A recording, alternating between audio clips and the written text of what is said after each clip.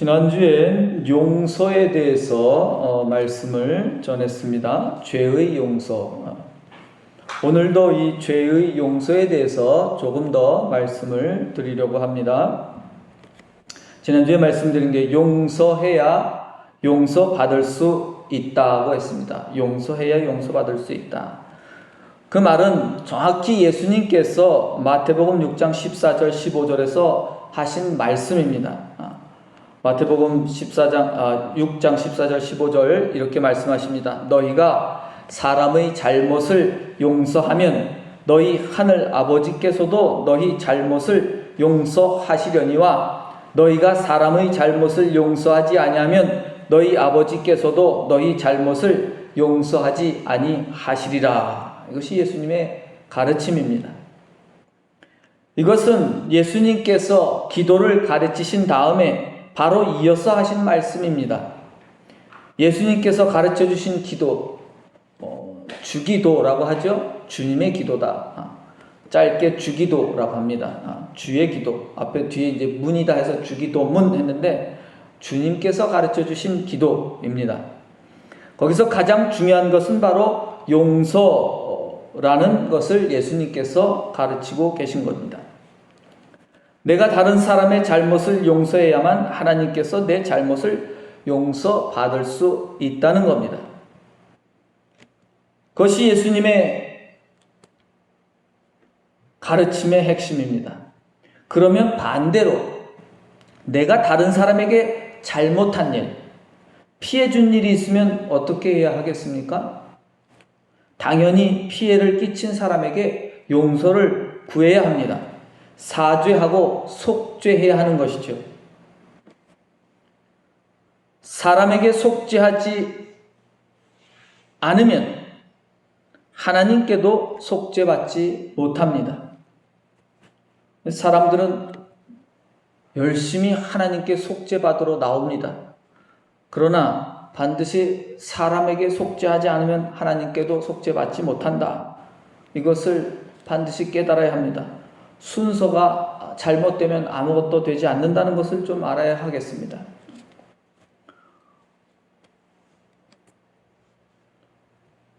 찬송가 257장에 보면 후렴 가사가 이렇습니다. 여러분들이 잘 아는 겁니다. 저는 잘 부르지 않습니다. 잘 부르지 않는 가사인데 물론 교회에서 많이 불렀던 가사죠. 속죄함 속죄함 주 예수 내 죄를 속했네 이렇게 하죠.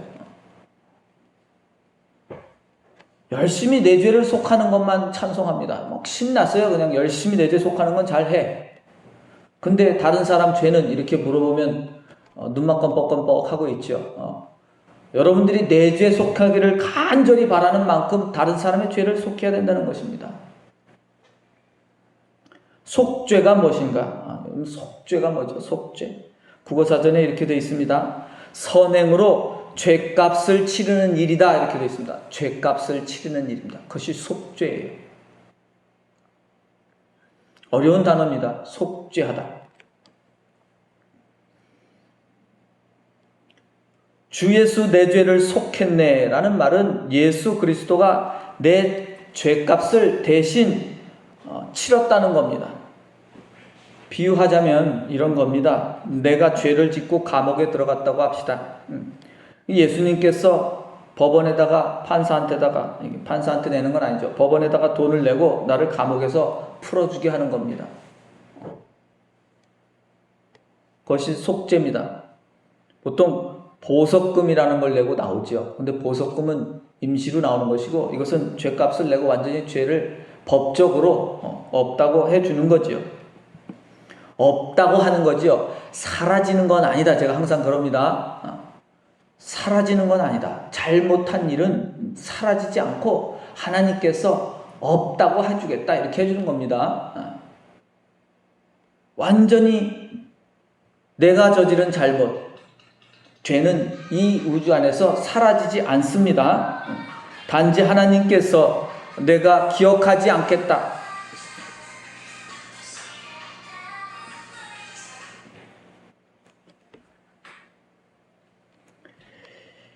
문제는 사람들이 다른 사람에게 피해를 끼치고 잘못을 하고도 그게 죄라는 것을 전혀 깨닫지 못할 때가 너무나 많다는 것입니다.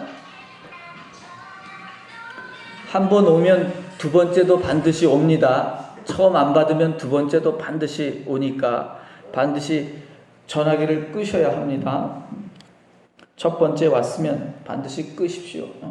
혹시 잊어먹을 수 있습니다. 저는 그걸 이해합니다.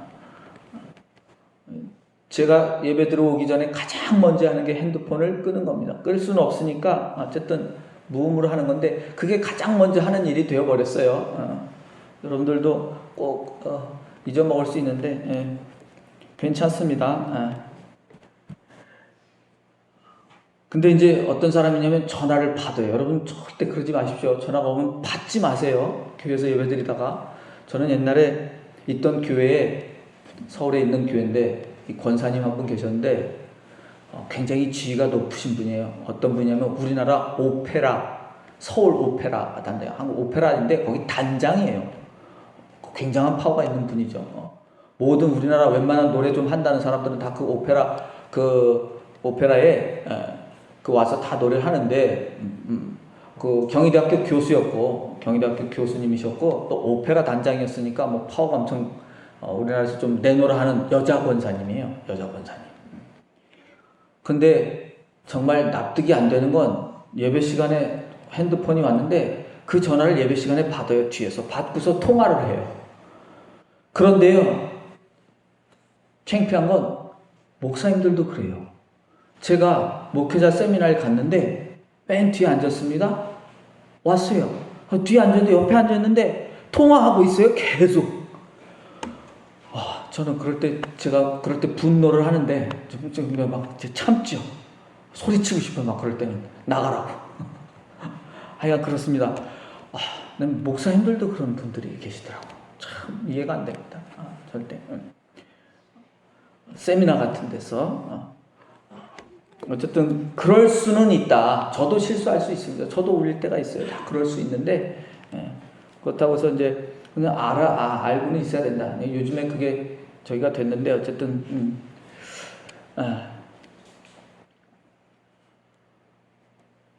어쨌든 잘못을 깨닫지 못하기 때문에 사죄할 게 없는 거죠. 그래서 사죄하지 않습니다. 사죄할 게 없으니까 당연히 속죄도 필요로 하지 않지요. 여러분들 기도할 때 늘 생각하셔야 됩니다. 내가 다른 사람에게 잘못한 게 있는가?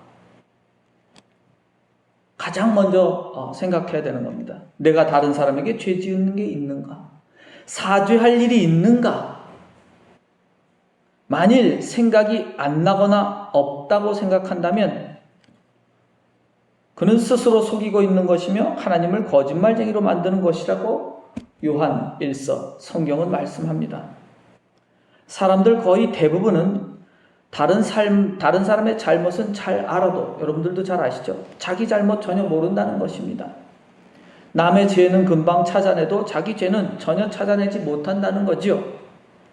악한 사람일수록 더욱 그렇습니다. 그렇기 때문에 예수님께서는 쉬운 것부터 먼저 하라고 하신 겁니다. 쉬운 것부터 먼저 해라. 무엇이 더 쉽습니까? 내 죄를 찾는 것보다 다른 사람의 죄를 찾는 게 훨씬 더 쉽지요. 그게 훨씬 더 쉬워요. 안 찾으려고 해도 다 찾아져요. 그래서 예수님은 먼저 다른 사람의 잘못을 용서하라고 말씀하신 겁니다. 그게 더 쉽기 때문에 그렇습니다. 먼저 다른 사람의 잘못을 용서한다면 설령 자기 잘못을 깨닫지 못할지라도 하나님께서는 자비를 베풀어 주실 것이다. 그런 겁니다. 다 같이 우리 2장 1절 함께 읽어보겠습니다. 2장 1절입니다.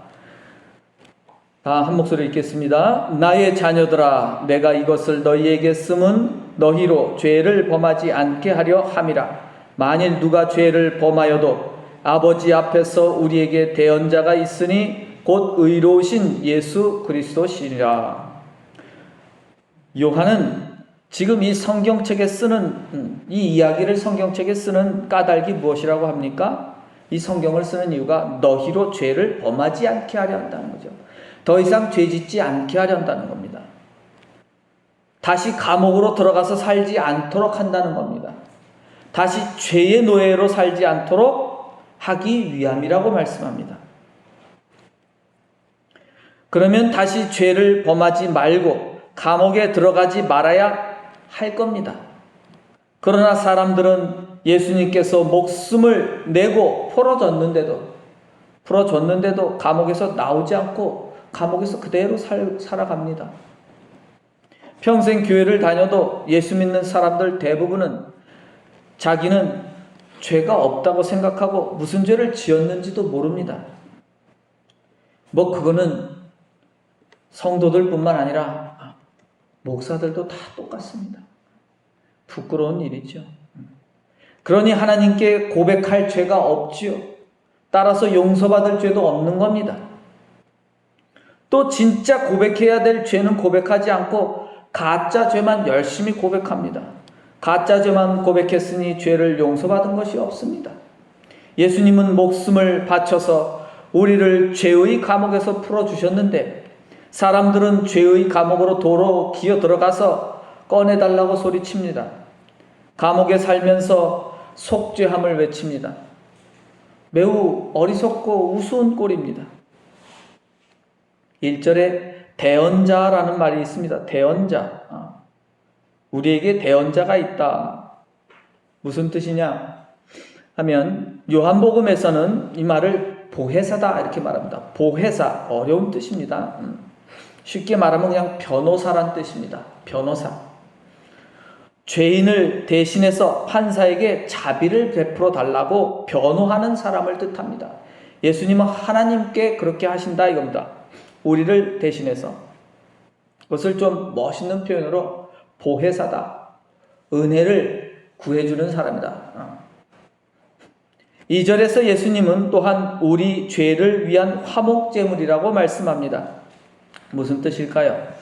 화목제물은 우리 죄의 용서를 구하기 위하여 하나님께 바치는 제물입니다. 하나님과 나 사이를 가로막고 있는 것이 무엇이라고 했습니까? 죄라고 했습니다. 그 죄를 용서받아야 하나님을 만날 수 있다고 했습니다. 그런데 예수님께서 중간에서 변호사가 되어 주시고 또 목숨으로 죄값도 지불해 주셨습니다. 그것이 예수님께서 대언자이며 화목제물이라고 하신 뜻입니다. 예수 그리스도께서 목숨으로 우리 죄값을 치르시고 화목제물이 되셨습니다. 그것은 우리가 예수 그리스도를 통하여 우리 죄를 용서받을 길이 열렸다는 것입니다.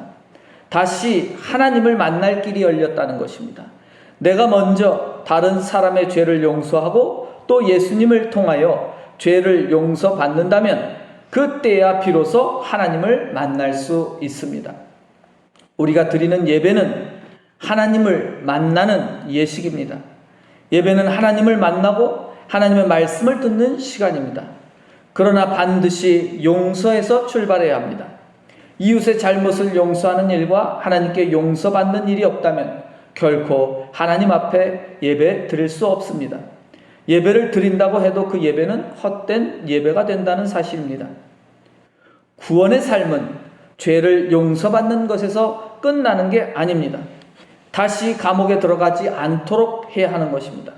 다시 감옥에 들어가지 않으려면 예수님의 계명을 지키며 살아야 합니다. 그것이 요한 1서의 이야기입니다. 예수님의 계명을 지키며 사는 삶이 세상에서 가장 기쁘고 즐거운 삶이라는 겁니다. 예수님의 계명을 지키는 삶이 가장 행복한 삶입니다. 여러분도 그러므로 예수님의 계명을 지키면서 살아감으로써 날마다 행복하고 즐겁고 복된 삶을 누리시기를 주님의 이름으로 축원합니다. 기도드리겠습니다.